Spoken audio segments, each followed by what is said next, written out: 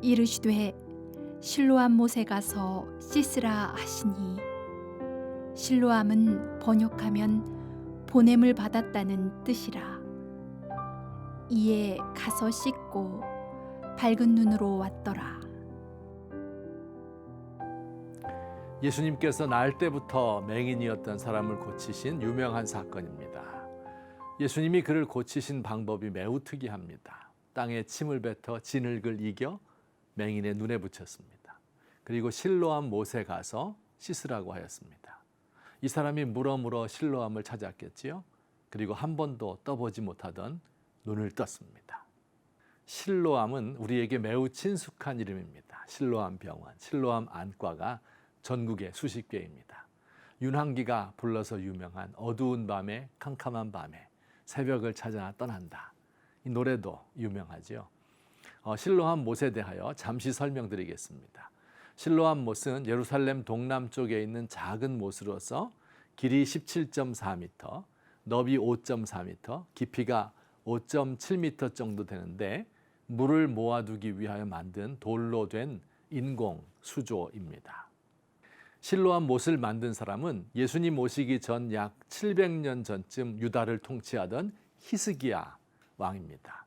물이 귀한 예루살렘 성으로 물을 끌어들이기 위하여 성 밖에 있는 샘으로부터 지하 터널을 뚫어 물길을 만들고 그 끝에 실로암 못을 만든 것입니다. 그 지하 터널, 히스기야 터널인데요. 땅속 50m에 뚫었는데 높이가 1.2 내지 2m, 폭이 0.6m, 사람 하나 다닐만 하죠. 길이는 533m에 달합니다. 당시로서는 정말 위대한 토목공사였지요. 실로암이라는 말의 뜻은 보냄을 받았다라는 뜻입니다. 거기서 솟아난 물이 아니라 저 성 밖에서 보냄을 받은 물이라는 의미지요. 이 실로암, 즉 보냄을 받은 물, 이것은 예수님을 상징하는 말입니다. 예수님은 여러 차례에 걸쳐 자신을 하나님의 보냄을 받은 자라고 말씀하셨습니다.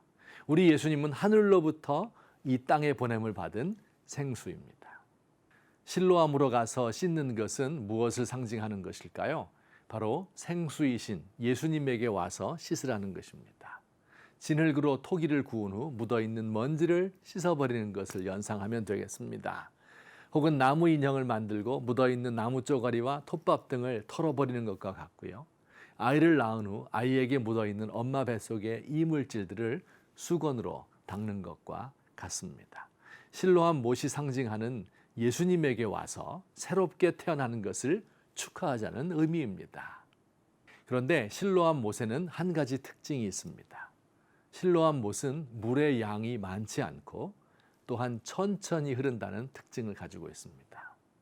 실로암은 하나님의 도우심을 상징하는 말인데 그 물이 너무 천천히 흐르는 것 같아서 보잘것없어 보이기까지 합니다.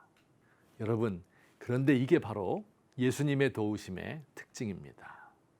예수님은 군대를 끌고 강하고 화려한 왕으로 이 땅에 오신 것이 아니라 종의 모습으로 이 땅에 오셨습니다. 그는 유순하고 겸비한 분으로서 상한 갈대를 꺾지 않고 꺼져가는 심지를 끄지 않는 분입니다. 예수님의 도우심은 천천히 흐르는 실로암 물과 같습니다. 우리가 골방에 들어가서 문을 닫고 하나님의 이름을 조용히 부르며 탄식하며 눈물 흘릴 때 세미한 음성으로 우리에게 다가오십니다. 진정한 평화가 어떻게 옵니까?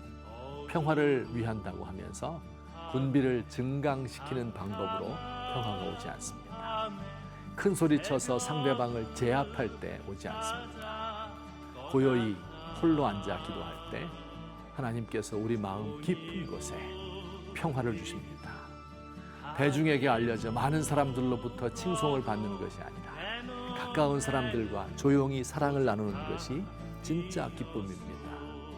이루지 못할 큰 일을 오만하게 추구하는 것이 아니라 마치 젖된 아이가 엄마 품에서 만족을 얻는 것처럼 고요히 주를 의지하는 것입니다.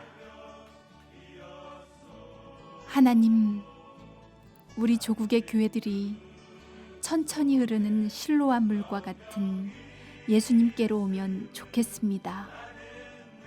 멀어버린 두 눈을 뜨기 위하여 눈에 진흙을 잔뜩 바른 채 더듬거리며 실로암 못을 찾아 헤매던 맹인처럼 주님을 찾아 만나기 원합니다. 예수님 만나 씻고 밝은 눈을 되찾고 진정한 행복과 평화를 누리기 원합니다.